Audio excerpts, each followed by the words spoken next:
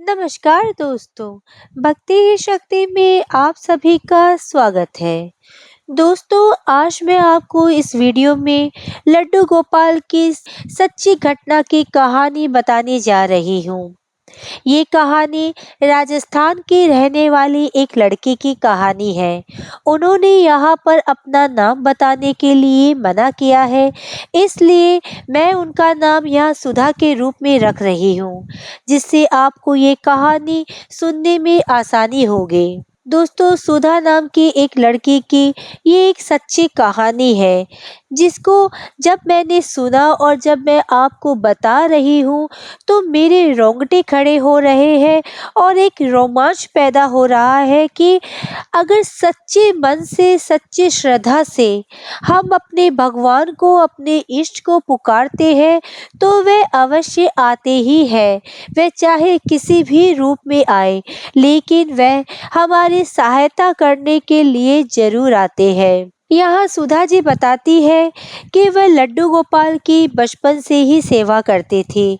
उन्हें नहलाना, धुलाना, सुलाना, उन्हें भोग लगाना जैसे एक बच्चे की सेवा होती है, ठीक वैसे ही वह उनकी सेवा करते। वह उन्हें अपना भाई मानते थे। वह बताती है कि जब भी वह लड्डू गोपाल की सेवा करती तो वह अपने दिन भर के सारे कार्यों को, जो उन्होंने किया है और जो आगे भविष्य में उसने कुछ सोचा है, वो सब बातें वह अपने लड्डू गोपाल से कहती, उनसे बातें किया करती, उन्हें अपने बारे में बताया करती। एक दिन की बात है, उसके माता पिता ने उसके लिए एक रिश्ता देखा, लेकिन वो लड़का कुछ काम काज नहीं करता था। केवल उसके परिवार में उसके पिता ही काम करते थे और लड़की चाहती थी कि उसका परिवार, उसका ससुराल ऐसा हो कि लड़का भी काम करता हुआ हो। उस लड़की को वह लड़का पसंद नहीं आया, इसलिए उसने अपने माँ बाप से इस रिश्ते के लिए ना कर दिया, लेकिन उसके माँ बाप नहीं माने। लाख कोशिश समझाने के बावजूद भी उसके माँ बाप ने उसकी बात नहीं सुनी और उसके माँ बाप ने पंचायत बुलाकर पंचों के बीच में ये बात रख दी कि उसकी बेटी को जबरदस्ती उस रिश्ते के लिए मनाया जाए। अब जब सुधा जी को ये बात पता चली कि पंचों तक उनकी ये बात जा चुकी है, तो वह बेहद घबरा गई। वह रोने लगी, सोचने लगी कि आखिर मैं क्या करूं। दूसरे दिन उनके घर में ये खबर पहुंचा दी गई कि सुधा जी को पंचों ने बुलाया है। गांव वालों के बीच में उन्हें बुलाकर रिश्ते के लिए हाँ कराने के लिए पंचों ने उन्हें बुलाया। सुधा जी अपने माँ बाप की इस जिद से बेहद घबरा गई, क्योंकि उन्हें वो रिश्ता करना ही नहीं था। दूसरा कि पंचों के बीच में, सारे गांव वालों के बीच में उसकी ये बात रखी जाएगी तो इससे उनका अपमान भी होगा और उतना आसान नहीं है कि उनके बीच में जाकर उनके पास ये बात रखी जाए, गांव वालों के सामने ये बात रखी जाए, क्योंकि रिश्ते, नाते, शादी, सगाई ये घर तक ही रहती है तो अच्छा होता है। अब सुधा जी बिल्कुल डर गई कि उसे बुलाया जा रहा है।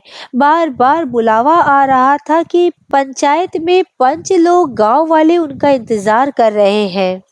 सुधा जी को कुछ नहीं सूझा। वो सीधे अपने लड्डू गोपाल के पास गई और उनसे कहा कि लड्डू गोपाल, आपको मेरी सहायता आज करनी पड़ेगी। यहाँ पर सुधा जी बताती है कि उन्होंने क्या कहा।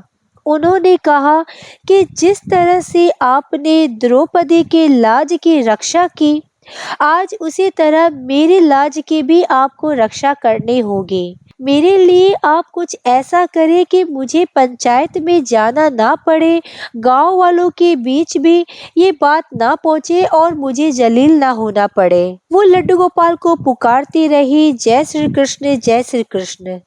दोस्तों, अचानक से ऐसा हुआ कि उस लड़की के भाई उसके पास आया और उसने कहा कि चलो, तुम्हें पंच बुला रहे हैं। लड़की जोर जोर से रोने लगी और अपने लड्डू गोपाल को पुकारने लगी। इतने में ही उसके भाई को ना जाने क्या हुआ, उसके भाई ने कहा, छोड़ दो बहन, तुम्हें जाने की कोई आवश्यकता नहीं है। मैं अपने आप ही इस बात को वहीं पर खत्म करवा दूंगा। तुम्हें वहां जाना नहीं पड़ेगा और ये रिश्ता भी तुम्हें नहीं करना पड़ेगा। दोस्तों, जो भाई उसको लेने के लिए आया था, अचानक से वही भाई इस तरह पलट गया कि वो सारा मैटर ही सुधार देगा, और यही हुआ। उसका भाई तुरंत गया और सुधा जी कहती है कि मुझे कुछ नहीं पता कि वहाँ क्या हुआ, सारा मैटर वहीं पर सॉल्व हो गया। उसके माँ बाप भी जब घर पर आए तो इस बात का जिक्र उन्होंने सुधा जी से किया भी नहीं, और वो रिश्ता, वो जो पंचायतों के सामने उसकी मीटिंग होनी थी, वह अपने आप वहीं पर रद्द हो गई। दोस्तों, जो बात इतनी उफल रही थी, जो आग इतनी फैल रही थी, लड्डू गोपाल ने अपने चमत्कार से उसे पल भर में, चुटकियों में ही संभाल लिया, सुधार दिया।